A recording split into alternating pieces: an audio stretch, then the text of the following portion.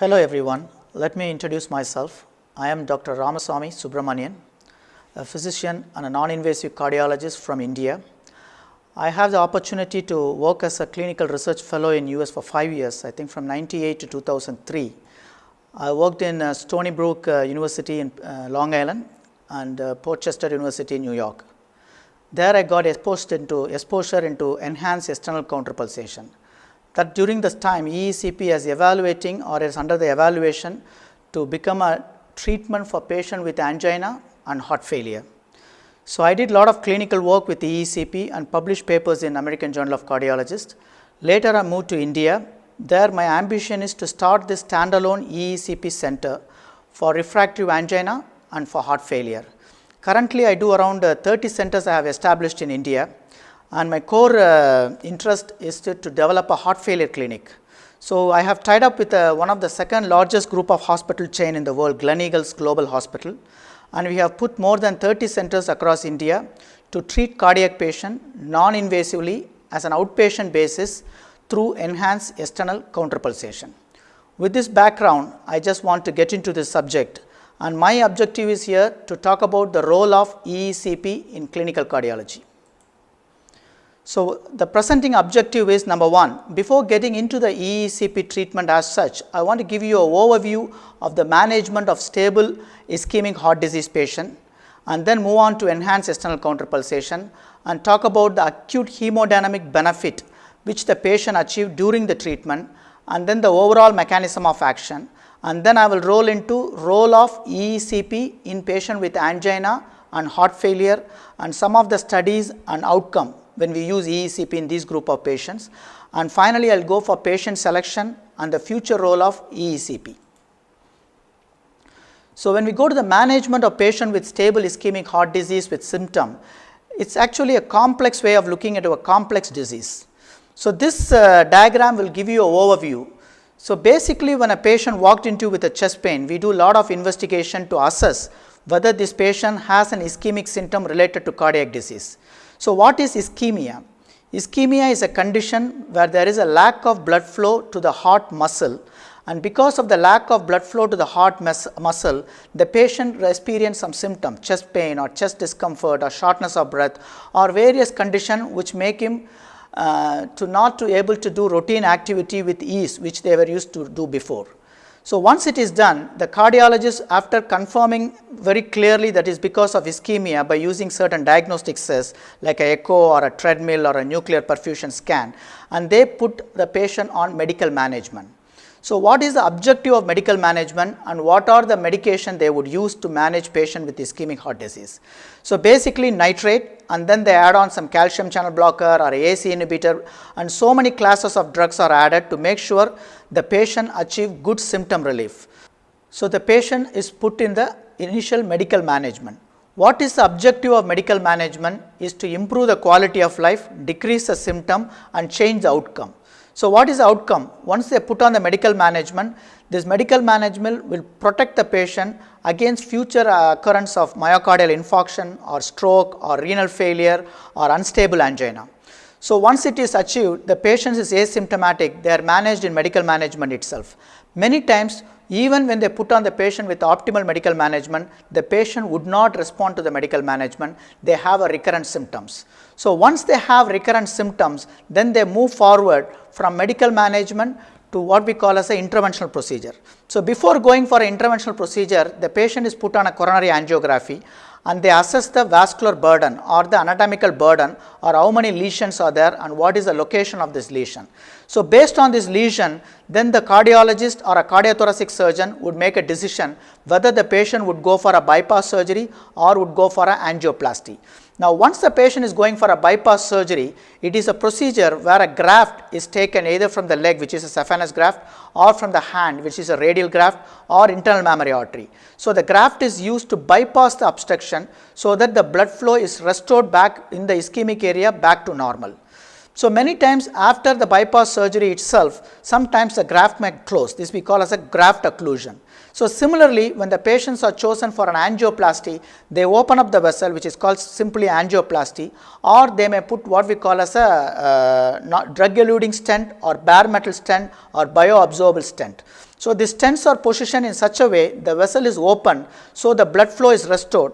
Similar to the bypass surgery, here also they are trying to restore the blood back into this ischemic area. Now, the cycle is not still completed. Even though the patient is having a bypass surgery and angioplasty, both of them are only a palliative treatment and it is not a curative treatment. Because the disease as such is a formation of the blockage in the vessel remains with the patient, and we temporarily improve the circulation by opening the vessel or by grafting the vessel. So, in due course of time, or many of the patient after 5 to 10 years, the graft can able to occlude again, which we call as a graft occlusion, or the stent may close again, we call it the stent restenosis or thrombosis. Once it's happened, the cycle starts again, the patient has to be re-evaluated to using the invasive or non-invasive diagnostic procedure, and again they put on the optimal medical management. Many times the disease wouldn't stop here. Now, from angina, many times the patient slip into what we call as a heart failure, because if that heart attack happens during this process of management of the patient, the heart function would reduce, and now the patient who is an angina now become a heart failure. So, what would be the management for a heart failure? It is completely a different scenario when management of patient with ischemic heart disease with stable condition and with a preserved LV function. Now, we have a two part of the disease, one is an angina and heart failure, but the disease itself is the same. It is a management in the different spectrum of the same disease process. Now, with this introduction, let us go to the hemodynamics of heart. So, heart is an organ which pumps in the chest cavity from the day you are born to the day your death. So, this heart has to pump continuously and reluctantly, because I said reluctantly because even though we are exposed to a lot of risk factor like hypercholesteremia, dyslipidemia or hypertension or diabetes, in spite of all the risk factor, obesity, lack of exercise, the heart reluctantly pump. So, what happens is when you look at this diagram, the top one I have given the ECG. So, if you look at the heart, it has two phases, one is a systolic and then the diastolic phase. So, the heart contracts, it is called systole, when the heart relaxes, it is called diastole. So, during the systolic phase, I have shown here the ECG, and down if you see there is a significant increase in the left ventricular pressure, because the chamber contracts. When the chamber contracts, it increases the pressure in the left ventricle and push the blood from the left ventricle into the circulation. It enters into the aorta. So, you can see the aortic pressure also increases, and then because of the aortic pressure increases, what we call as a stroke volume, the blood is pushed into the circulation. And if you look at the lower bottoms of the slide, you can see there is a red curve. One is mentioned as systole, another one is a diastole. So, here this is what the coronary blood flow happens. So, when the heart contracts, the entire body gets a circulation. So, all your organ, your brain, your kidney, your liver, all of them get the maximum blood supply during the systolic phase. But if you see here, the heart itself as an organ which pumps this blood get very less blood supply, probably around 20%. The reason is very evident here in the right side of the slide. You can see the coronary artery which supplies blood to the myocardium actually gets squeezed because of the contraction of the ventricle. So, the coronary filling or the coronary vessel become a high resistance pathway. Because it is a high resistance pathway, the blood flow into the coronary artery is very less. So, it is only 20% of the flow happen during the systolic phase. Then when actually the heart itself gets its blood supply, it is contrary to what happens in a systemic circulation. So, in the systemic circulation, all the organs gets the blood supply during the systolic phase, but the heart itself gets a maximum blood supply only during the diastolic phase. So, you can see here the diagram, almost 80% of the flow to the coronary, because during the relaxation of the heart, now the coronary vessel also dilate and then the pathway become least resistance. The coronary filling take place during the diastolic phase. Now, this is a very important concept, and my whole presentation would depend upon this simple concept that the blood flow to the heart happens exactly during the diastolic phase. So, now go to the next slide. So, this concept was adapted in 1960s by Bretwell. So, he found out if I can able to increase the pressure during the diastolic phase, the coronary perfusion pressure can increase and the diastolic blood flow, because the coronary filling happens during the diastolic phase, it can increase the coronary blood flow to the coronaries and the myocardium can able to get more blood supply. This concept was introduced by Bretwell in 1960s. So, obviously, he cannot do it in a human. So, what he did is, he took an animal and then he took a cannula and this cannula is introduced into the femoral artery, and then he pushed the blood into the circulation during the diastolic and then pull the blood outside the circulation through this cannula. So it is like when he pushes the blood back into the circulation, it increases the diastolic pressure, and the assumption is it may increase the diastolic flow into the coronary artery. But we all know now exactly what will happen. If you pull and push the blood out of the circulation, it causes massive hemolysis and it would not put any effort. But the concept has been created. Now this concept has been translated into an animal model, into the human model, and that's what we call as intra-aortic balloon pump. Now this intra-aortic balloon pump has found in favor in every intensive care unit hospital across the world. So what it actually does is, instead of the cannula, there is a catheter which was introduced into the femoral artery and then slowly moved into the aorta, and in the aorta it was positioned.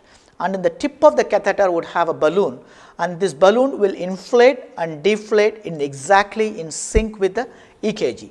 So exactly during the diastolic phase of the heart, this balloon which inflates, so probably it may be displacing around 30 to 40 ml of blood into the coronary circulation and increase the blood flow into the coronary vessels. And during the systole, when the heart is about to unload the blood flow into the systemic circulation, since the balloon is positioned in the aorta, the balloon deflates. So when it deflates, it reduces the afterload, so the heart can able to easily push the blood into the circulation because of the afterload reduction or of the sudden decrease in the pressure in the aorta. So this is a basic principle of what we call as an intra-aortic balloon pump. And the problem is, when you put an intra-aortic balloon pump, now we need an emergency setup and we need a very highly trained interventional cardiologist to place the balloon into the aorta at the exact point which is required. And also the intra-aortic balloon pump is used to support the heart. It is a kind of a ventricular assist device. So whenever there is a cardiogenic shock, when we want to increase the blood flow to the heart muscle, the pump is positioned in the aorta so that the pump can able to increase the coronary perfusion pressure and the flow into the coronary artery. Now, this is a good aspect of the intra-aortic balloon pump. So what is the bad part of the intra-aortic balloon pump is, because it's very, very invasive, it cannot be left there for a long period of time. So some of the complication which is along with the introduction of intra-aortic balloon pump is aortic dissection, or it can cause gangrene, thrombocytopenia purpura, or any vascular complication. These are all dreaded complications. So you cannot able to leave this balloon for a long period, probably 4 to 5 days. Now, when the intra-aortic balloon pump was in the evaluation period, there was a simultaneously parallelly what they were doing is, instead of a balloon which be placed in the aorta, what they did is they put the balloon into the periphery. So it is called a periphery balloon, or it we call as enhanced, or it called external counter pulsation. It is absolutely external, and instead of a balloon placed in the aorta, they put the cuff in the lower limb, and they have wrapped the calf, lower thigh and upper thigh region, and the principle is very similar to the intra-aortic balloon. It is also ECG gated in the sense, by EKG or the ECG, it can able to inflate and deflate the pump in sync with the ECG. Now the only difference between the intra-aortic balloon pump and the external counter pulsation is, as you said, the intra-aortic balloon pump is positioned in the aorta, so it is going to affect only the blood flow into the aorta or the arterial end, and since the cuff is placed in the periphery, it compresses two compartments, both the arterial and venous. And second is, it's completely non-invasive and external. It can be left as much time as possible, and it can be given for a long period of time. Now the early external counter pulsation is very cumbersome device. As you are seeing from this figure, the patient lying down with kind of like a suit, and so it is actually a hydraulic one rather than the pneumatic. So what they do is they put this a huge device in the ICU where the patient lie down on the treatment table, and the suit is put on the patients which cover the entire lower limb, and then the inflation and deflation is again sync. But the huge problem related to this cumbersome device is, it's number one is hydraulic, and sometimes if it's a rupture or if there is a leakage, the entire ICU will be flooded with water. So it is kind of little bit difficult to put this on the patient, and also because of the hydraulic, the timing is very difficult. When the patient heart rate goes beyond 90, it is very difficult to inflate and deflate in sync with the heart rate, because the hydraulic pressure is difficult to increase the water inflation and deflation because of the high heart rate. So this was not actually that successful, even though some trial was done in a patient with cardiogenic and myocardial infarction. It shows much better than the medical management, but once the intra-aortic balloon pump was in the ICU, it was slowly discontinued. Now, you can see the new device now, the EECP. It doesn't look as bad as what it looks in the hydraulic one. So this is a pneumatic one where the patient lie down on the treatment table. The treatment protocol for enhanced external counter pulsation is very simple. The patient come every day 1 hour continuously for 35 days and spend 1 hour in the EECP treatment bed. And you can see here 3 sets of cuff, one in the lower calf, lower thigh and upper thigh region, and the patient is connected to the EKG, and the finger probe, or we call it as a plethysmogram, will assess the patient's waveform. By using a patient's own EKG and the finger probe, the arterial waveform, we may able to adjust the inflation and deflation of the cuff so that the patient treatment has been standardized. So this is basically what enhanced external counter pulsation treatment procedures depends on. Now let us look at the operation. So how actually the treatment procedure is done. If you look here, the 3 sets of cuff, one in the lower calf, one in the lower thigh, another one in the upper thigh region. So 3 sets of cuff are tied into the lower limb, and now as I said, the patient was gated to the EKG exactly during the diastolic phase with a pressure of around 260 to 300 millimeter mercury pressure. The cuffs are equated sequentially, which from the calf, lower thigh and the upper thigh region. So from the distal to the proximal in a sequential way. It called as a milking effect, because each cuff, the calf to lower thigh and lower thigh to upper thigh, there is a 50 millisecond delay. So the squeezing is done in the lower limb with a pressure around 260 millimeter mercury pressure. So during this period, the 2 compartments which is on the lower limbs are compressed. One is an arterial compartment and one is a venous compartment. So when you compress the arterial compartment, there is a retrograde blood from the leg, from the femoral artery. It enter into the aorta, ascending, descending, and then by the time the blood enter into the descending aorta, the aortic valve is already closed, because we are timing it exactly during the diastolic phase. So when the aortic valve is closed, the blood cannot enter the left ventricle, and at the base of the aorta is where your coronary artery is originating. So what happens is this blood impinge on the aortic valve and then slowly go into the coronary and increase the coronary filling pressure or coronary perfusion pressure. So the blood can enter into the coronary vessel. So the arterial compression will lead to increased coronary perfusion pressure. At the same time, the venous end, the venous compression, what happens is the blood flow into the venous tract, it go to the right atrium and then into the right ventricle, and the ventricle contract, pushing this excess blood into the pulmonary circulation. From pulmonary circulation, it enter again into the right atrium, and from right atrium, it enter from the left atrium, it enter into the left ventricle, and the left ventricle, it pumps into the circulation. Because you are increasing the venous return, it also increases the cardiac output. So 2 things are achieved. One is the increased coronary perfusion, and second is the increased cardiac output. Both are achieved by inflating the cuff in sync with the EKG. Now look at the deflation. So the deflation of the cuffs are timed exactly during the P wave, or what we call as a prior to the systole. So when the heart is ready to go for the systole, the cuffs which is on the periphery, the calf, lower thigh and the upper thigh side, simultaneously deflate. So what happens is it suddenly releases the pressure and it creates the vacuum in the lateral limb, or with a sudden decrease in the total peripheral vascular resistance. So when the total peripheral vascular resistance is significantly reduced because of the dilatation of the vessel, now the heart can easily empty the circulation or empty the volume of blood into the left ventricle into the circulation in a easier way, because there is a empty space which can easily accommodate the flow which is going to come from the left ventricle. So this is what we call as a afterload reduction. So when there is a reduction in the afterload, the heart can pump easily, so the cardiac output increases, and the afterload reduction is the afterload is reduced, the myocardial oxygen consumption is also reduced. So you can achieve 2 things during EECP. You are increasing the supply, at the similar time you are decreasing the demand, so the oxygen consumption to the myocardium also is decreased. So now we are going to see what really happened during EECP, which we call as a acute hemodynamic effect of EECP, which I explained to you is similar to intra-aortic balloon pump. Now the first question anybody would ask you, or ask me is, when I put the pressure in the lower leg and compress the blood flow in your leg, which is a femoral artery, would it really have any effect in your central circulation? So the central circulation is your coronary and your aorta. So to find out, we really have to measure the changes in pressure, velocity and flow in the central hemodynamics. So how would you do that? So I think in 2002, they put a catheter which is tipped with a sensor into the aorta and slowly move into the coronary artery. So they were able to measure the pressure directly in an invasive procedure in a cath lab, and they tried to find out whether giving pressure in the lower leg would increase the central pressure also. Now here I am going to show you a tracing which was done in a cath lab.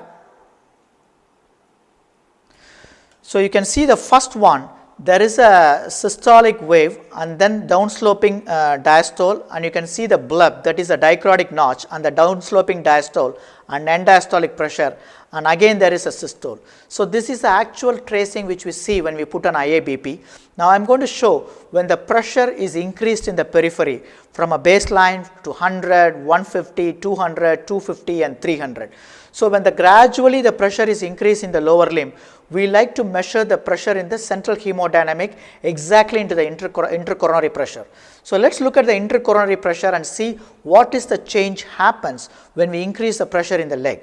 You can see the first, when you put the pressure about 100 millimeter mercury pressure, we don't see much of a change, but you can see there is a small, that bleb, the dicrotic notch, we call this as a dicrotic notch. This is where the aortic valve closes. So when you put the inflation exactly during the diastolic phase, you can see the small pressure developing after the dicrotic notch, and this increased pressure, which is called as a diastolic augmentation. When you look at the 150, 200, 250 and 300, you can see the tracing. The diastolic pressure slowly rises in the 150, and by the 200 the diastolic pressure is higher than the systolic pressure. By the time of 250 and 300, you can see significant rise in the diastolic pressure. So you don't only see the diastolic pressure, if you look at the systolic pressure is falling down. So this is what we call as unloading or the afterload reduction. The systolic pressure is falling because the heart is not finding any resistance when it is pumping out because of the deflation of the cuff, and the diastolic pressure is going up because the cuffs are timed exactly during the diastolic period. So the flow is increasing during the diastolic period. So you can see the diastolic pressure is rising, and if you look at when you reach around 300 millimeter mercury pressure, you can see a significant rise in diastolic pressure and significant drop in the systolic pressure, and there is a significant drop in the end diastolic pressure also. Now this is what we are achieving during the enhanced external counter pulsation treatment, 1 hour period. So your intracoronary diastolic pressure from 71 millimeter mercury pressure to shoot to almost 136 millimeter mercury pressure, which is almost 92% increase in the diastolic pressure. And second, the velocity, because you are pushing the blood with a higher velocity, it's not only there is a pressure increase, but there is also a significant increase in velocity. You can see the velocity is increased from 18 plus or minus 7 centimeter per second to 45 centimeter per second, which is a significantly 150% of increase in the velocity. Now many times the question asks, EECP is very similar to the exercise, would I do an exercise rather than doing an EECP? Now this is what I would tell them. Now look at the pressure and the velocity rise. The pressure of increasing to 92% and the velocity of 150 would not be easily achieved even with an aggressive exercise, because if you are a normal person, if you try to put yourself into exercise, your body responds by improving the diastolic pressure and velocity, but at the same time you should also remember it also increases systolic pressure and the heart rate. So when your pressure increases and the heart rate increases, it actually nullifies the increase in the pressure and the velocity in the coronary artery. So I would say this much of achievement of increased pressure and velocity in during the diastolic phase, EECP is a unique concept which can even be applied to very, very sick patients where they cannot even able to do a routine activity. Now, to conclude about the acute hemodynamic benefit which I have explained to you, let me summarize what I have said so far. Number 1, EECP cuff inflation and deflation are triggered by the patient's own EKG. Number 2, EECP increase retrograde aortic blood flow, so it increases the coronary perfusion pressure or coronary blood flow. Third, the enhanced external counter pulsation increases the venous return, number 1, increases the cardiac output, number 2, it decreases the left ventricular afterload and decreases the myocardial oxygen demand. So, these effects are favorable for treating patient with ischemic symptom due to obstruction in the coronary artery. Now, with this completion of this, now let us move on to the next part of this presentation, the effect of EECP in angiogenesis. Now, we see the increased pressure and velocity, how this increased pressure and velocity is actually translating into angiogenesis or new vessel formation or arteriogenesis, opening the dormant or pre-existing collaterals to form new artery. So, this angiogenesis and arteriogenesis is a new concept in cardiology, because now we believe 60% of your circulation is a microvascular circulation, where your main coronary artery will contribute only around 5 to 10%. So, anything to improve this microcirculation will have a significant impact in the management of coronary artery disease.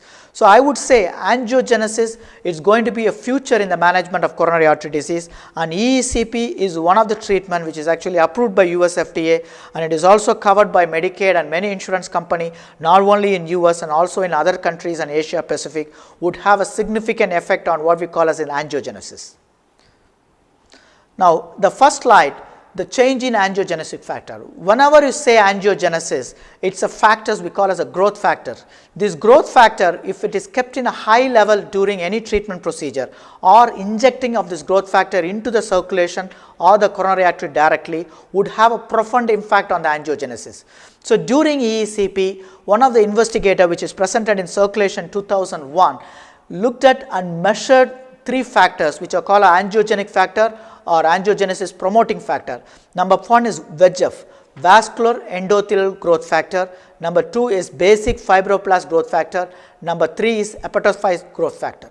All of them significantly increase during the EECP procedure, and in fact there are studies to show this increase is actually maintained even up to 1 month after completing the treatment.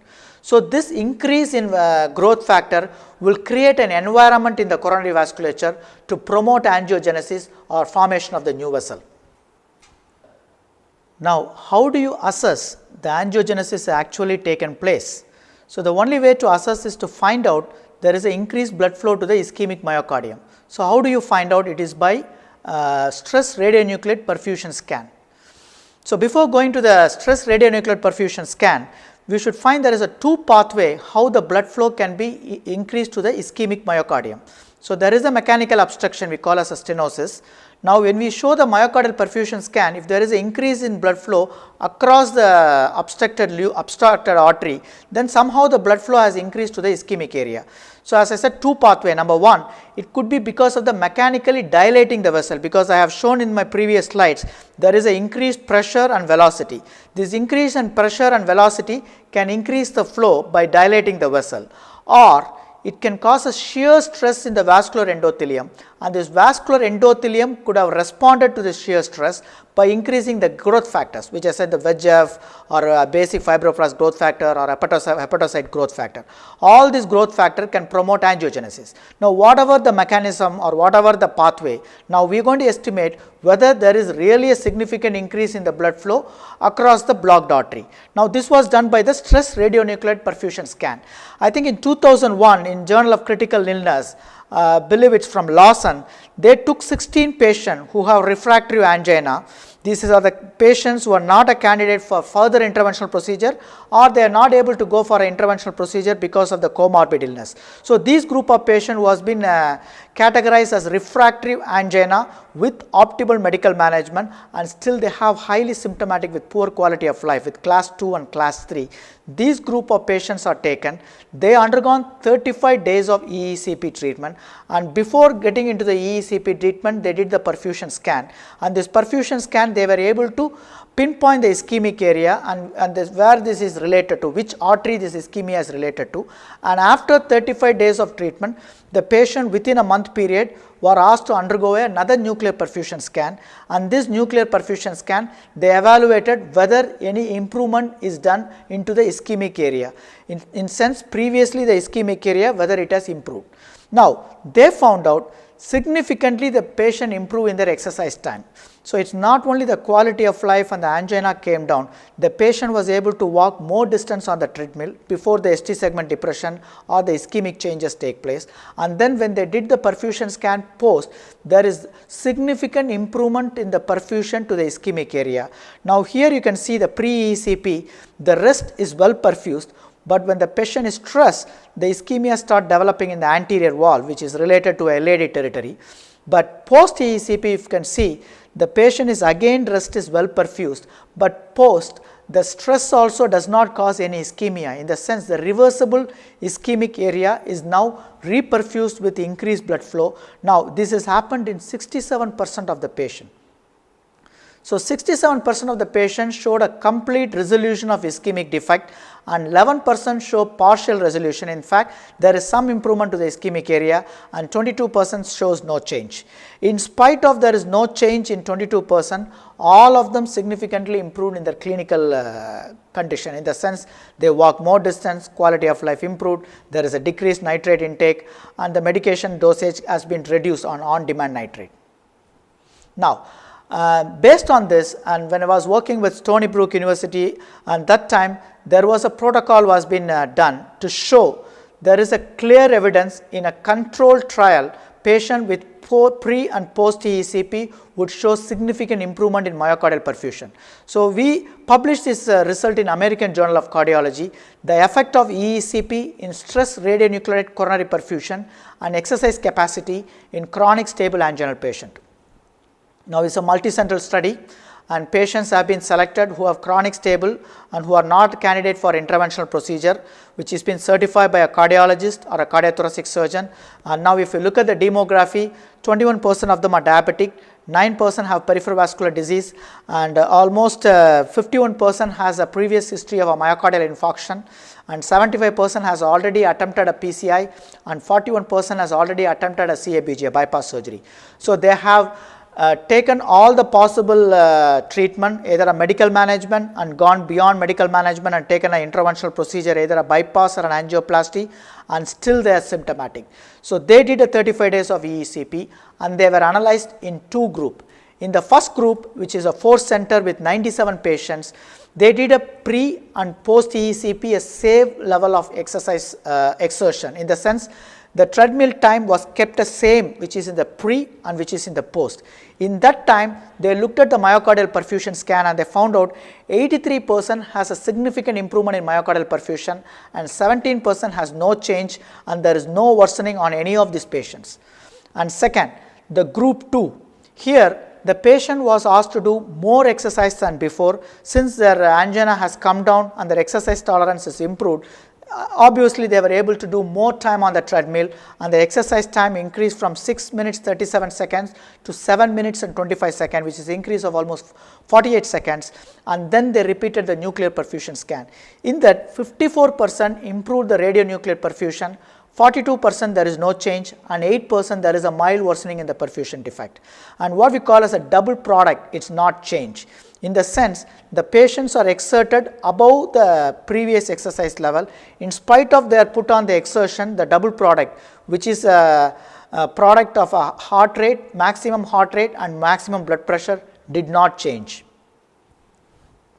Now this is a simple example to show how this myocardial perfusion can improve after a course of 35 days of EECP.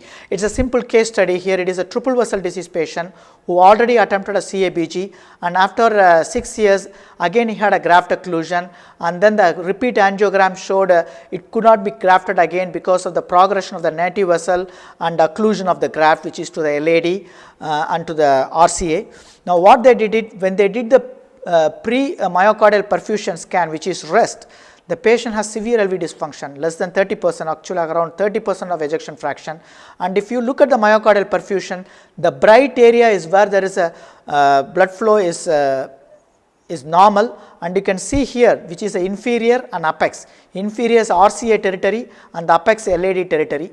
Now these patients, after 35 days of EECP, again they did a myocardial perfusion scan, rest myocardial perfusion scan. You can see the LV or the left ventricular gated, left ventricular ejection fraction jump from 32 to 42%, which is a very significant increase in LV function. And you can look at the perfusion. You don't need a statistician to see this, because there is a significant increase in the bright area, which shows there is a significant increase in the blood flow to the myocardium, and there is a reversible perfusion has happened in the apex, and also there is a significant improvement happened in the inferior wall.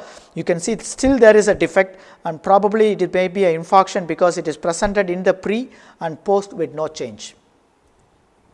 Now we keep what we call as a scoring.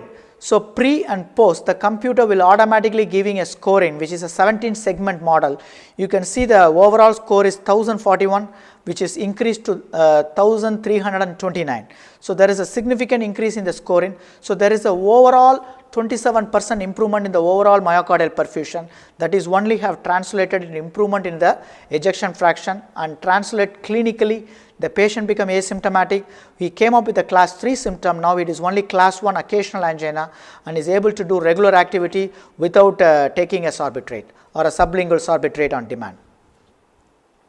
Now it is not only like 1 or 2 studies, there are multiple studies which has been presented to show that EECP can significantly improve the myocardial perfusion, and you can see in 2002 and 2003 we did almost 175 and 200 patients have been evaluated pre and post, which significantly shows an improvement in the myocardial perfusion. Now as a cardiologist and as an interventionalist, they look myocardial perfusion scan as an objective evidence to show there is an increase in perfusion. But any interventional cardiologist always want to see the angiogram to see whether we can visually see that the improvement in collateral has actually taken place. If you can able to visually assess the collateral, then the theory, it's not only because of the pressure it is dilating the vessel, but it is also because of the increase in angiogenic factor, the collateralization is actually taken place. So the coronary collateral flow index coronary collateral conductance, these are a gold standard to see by invasive catheterization method to show whether the patient has collaterals or they don't have collaterals. So it is a randomized control study. There is a sham group and an active EECP group. In the sham group, the patient comes exactly for 35 days. The machine was on, but there is no pressure is given on the lower limb, so it might not have changed any circulation in the leg or in the central circulation. And in the active counter pulsation, the pressure has gone from 260, 280 and to the maximum of 300 millimeter mercury pressure, and this significantly increased the blood flow to the coronary artery, as you have shown in the previous slide. So what really happened is, in the sham group there is no change in the collateral flow index, but in the patient who have undergone active counter pulsation, there is a significant increase in coronary collateral flow index. The amount of coronary collateralization increase is amazing because it is much better than what we can achieve by injecting the growth factor directly into the myocardium.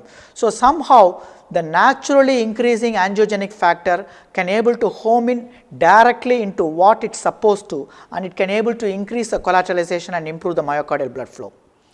So it's not only that, there is another study also done in Europe by Arteriogenesis Network Group. They also did the similar study with a sham and active, and they measured what it has as a collateral flow index, which is a pressure derived collateral flow index, and also they looked at what we call as a fractional flow reserve.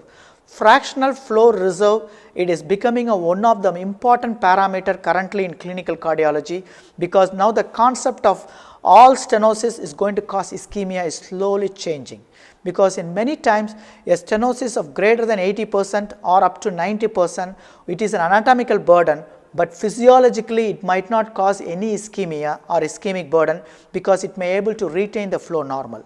So what they do is they do the fractional flow reserve and assess whether the fractional flow reserve is normal or abnormal. If it is 0.8, then we don't need to stent the vessel, but if it is less than 0.8, probably we need to stent the vessel, because this anatomical stenosis is also causing a physiological obstruction and hindering the blood flow into the proximal region. So what we do is, when we do EECP, as a previous study shows, there is a significant improvement in the pressure derived collateral flow index. So it is a positive trial, and also the fractional flow reserve from 0.6 or 0.5 has increased up to 0.7 to 0.8. So this shows the vessel, the culprit vessel with obstruction after 35 days of EECP may not be required to stent, because the collateral or the fractional flow index has raised in such a capacity that the flow is actually restored. So we don't need to touch the stenosis vessel. Now, from angiogenesis, I will going to the circulating repair cells. So circulating endothelial progenitor cell, so we call it as a EPC cells. The EPC cells are actually a mirror of vascular change, or it is a predictor of the outcome. So these cells are called the repair cells, which are in the circulation. So whenever you are exposed to an ischemia or a stress, these repair cells start coming into the circulation and start increasing in concentration. So this is a very important predictor of outcome. So somehow when you age, or we have other risk factors like diabetes, hypertension, dyslipidemia, smoking, and you are not into regular exercise, or you have other comorbid illness affecting your disease condition, many times these EPC cells concentration in the circulation is very less, even though you have ischemia coronary artery disease. So if you have a very low EPC cell, then you have a very poor outcome. If you have a high EPC cells, you have a good outcome. So where does this EPC cell come from? So basically they are in the bone marrow. So when there is an ischemia or a stress, they leak or they come out of the bone marrow and increase in the circulation, and they go wherever it is required and start repairing cells. So it goes to the endothelium and repair the endothelial cell. It go to the coronary circulation and promote angiogenesis. So these repair cells are crucial for us to preserve the health itself, or to decrease the ischemia and decrease the chances of getting a future cardiovascular incident or a myocardial infarction. So what does EECP do? Somehow when we do EECP, you can see here in the control and treated, in patient with control, which we go for a placebo treatment, or they are not given EECP, when compared with the treatment who are going for active counter pulsation, there is a significant increase in CD34 or endothelial progenitor cell or EPC colony forming unit. And also when this cells increases, and when we measure what we call as a brachial artery mediated dilatation, it is a simple technique to see whether there is a increase in the there is a improvement in the endothelial function. So these cells, EPC cells, can significantly improve the endothelial function, and this increase in endothelial function can be measured by what we call as a brachial flow arm technique. So we put a cuff, inflate the cuff and deflate the cuff, and we causes an hyperemia. When there is an hyperemia, the brachial artery will accommodate the increased flow by dilating. If you can able to dilate up to certain extent, you call the endothelial function is normal. If the dilatation is not happening, then you have endothelial dysfunction. So here in this study, they correlated during EECP, the EPC cells are in a high, which increase in the circulation, and this increased circulation is translated into repairing the endothelial cell, because it also increases the brachial flow or mediated dilatation. Like EPC, there is another cell called hematopoietic progenitor cell. Its function is very similar, and this increase, actually it is a kind of a embryogenic cell. So once this cells, its increase in the circulation, it can transform itself into any cell which is required. For example, it can be transformed into a growth factor and stimulate the angiogenesis, or transform into a cell which can able to repair the endothelial function. Now basically what EECP done is, because of the increased pressure, and we believe, and because of the flow is increased with a high shear stress, it dislodge or push the circulating endothelial progenitor cell or hematopoietic cell from the bone marrow into circulation, and this is a very good effect, because high concentration, as I said, would have a protective effect for your ischemia and heart failure. Now third, to measure angiogenesis exactly, then what we have to do is, we have to see the angiogenesis in a naked eye. So possibly we cannot do it on a human study, because the heart has to be removed and they have to be stained, and the stained heart you have to look at if there is any capillary a capillary increase, or we call as a capillary density, can be measured by the strain technique. So this was an animal study which was done in Sun Yat-sen University in China. So what they did, they took a beagle dog and they did a EECP, I mean they occluded the LAD. So what they did is they want to create a myocardial infarction. So they occluded the LAD for 30 minutes, and after 30 minutes of occlusion, there is a significant drop in the LV function. So from the 50 to 60% of EF, it dropped to 32%, and the LV is got dilated, and out of 12 dogs, one dog died of arrhythmias. So we know they have able to create an infarct into the dog heart. And then what they did it, all the dogs in a standing position, they did 35 days of EECP. It is really a very cumbersome procedure. It is very difficult to actually do a counter pulsation on a dog. But I think somehow they managed to do every day 1 hour for 35 days. And after 35 days, they found out the LV function significantly improved, and the blood pressure is also normalized after 35 days of EECP. And then they sacrificed the dog and stained it. Now you can see there is a significant improvement in the capillary density. So increase in capillary density is a direct correlation with angiogenesis. So they have more blood vessel has formed. And then there is a great increased expression of VEGF. Vascular endothelial growth factor expression is high. So somehow it is stimulating the vascular endothelial growth factor into the myocardium. And then there is an increase in smooth cell and then endothelial cell growth. These are all the example to show that angiogenesis has actually happened in the myocardium in the lower animal dog. So it's very difficult to translate into human, but we have an idea that it is actually happening in the dog, because it's actually normalized the LV function also after the 35 days of EECP, which may be unlikely in human, because human collateralization is much slower to respond than animals' collaterals. Now let me take about the take-home message of this angiogenesis. Now we have clearly shown EECP can stimulate angiogenesis. The mechanism is it can increase the VEGF, it can increase the myocardial ischemia, which is assessed by a SPECT or a myocardial perfusion scan, and as shown by an invasive catheterization, it can show that collateral flow index can improve and fractional flow reserve, and then enhanced external counter pulsation shown to increase the circulating repair cell. So increase in endothelial progenitor cell, increase in hemopoietic progenitor cell, and also decrease the myocardial oxygen demand. And also we have shown a post-infarction study in an animal model. It is increase the capillary density, increase the expression of VEGF, increase the endothelial growth, and increase the smooth muscle cell growth. So with this introduction, let's move on to our next module and how EECP affect in endothelial cell function and arterial stiffness. Now initially let's go for another animal study. It is also it's a study which is done on the pig in the animal, and what they did is they have 3 group of pigs. One is a control, and one is a cholesterol, and one is a cholesterol and EECP.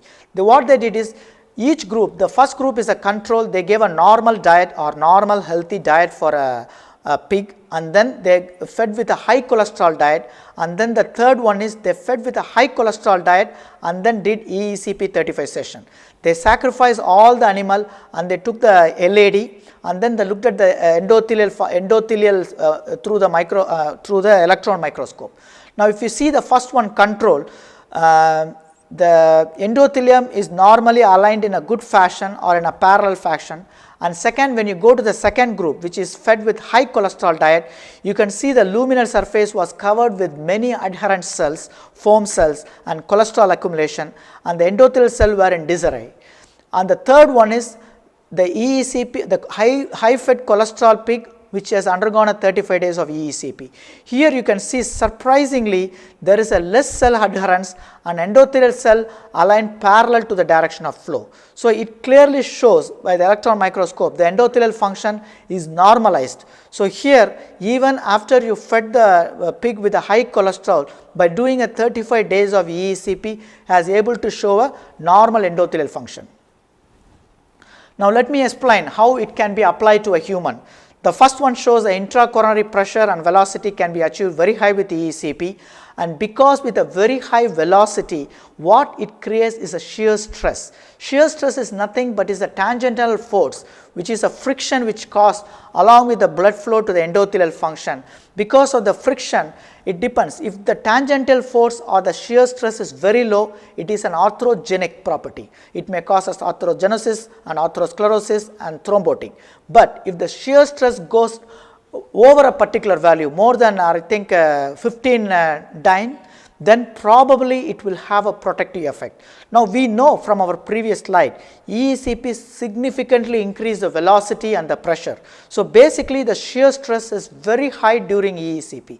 So when the shear stress is very high, now what it happens is it stimulates what causes eNOS. Is a nitric oxide synthase, enzyme nitric oxide synthase. It is an enzyme which stimulates the nitric oxide formation or the vascular relaxation factor.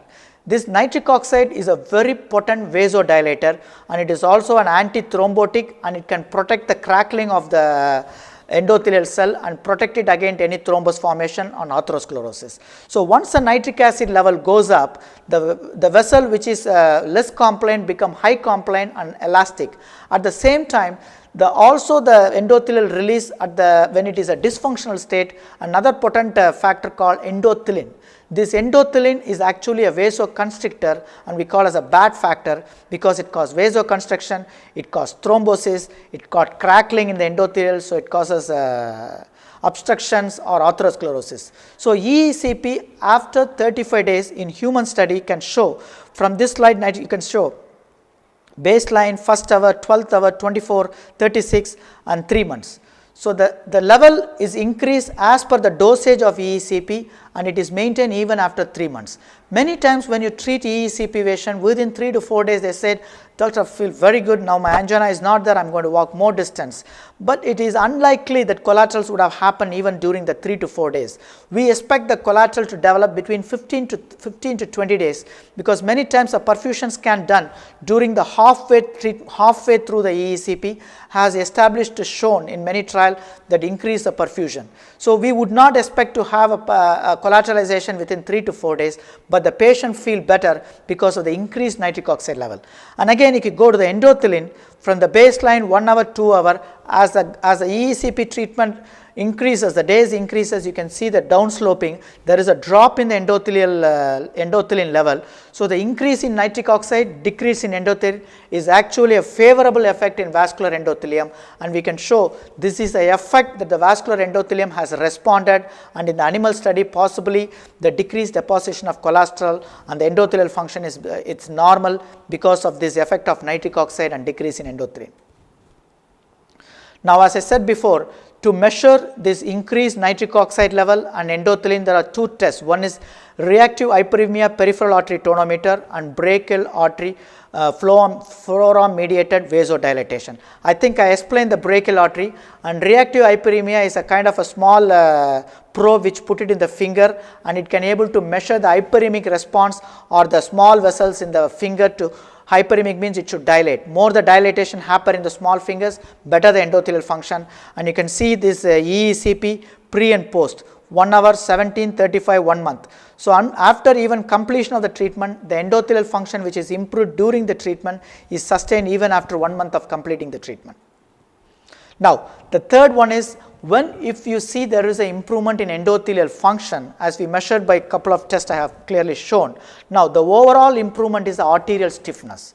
Your large vessels or your muscular vessel can contract or dilate or constrict or dilate. If the muscular artery goes for constriction, we know the heart has to pump against the constricted vessel, so it needs more load and more force, and it has an increase in oxygen demand and need more oxygen. But if the arterial stiffness is reduced, then the heart can pump easily into the reduced peripheral vascular resistance. The most of the peripheral vascular resistance are given by the arteriole and then by the muscular artery. Now, if the arterial and the muscular artery are dilating, means your endothelial function is improving. So if the arterial stiffness is reducing, means actually you are doing a favor by making the heart to pump easily. Now, this is what we call pulse wave velocity. Pulse wave velocity is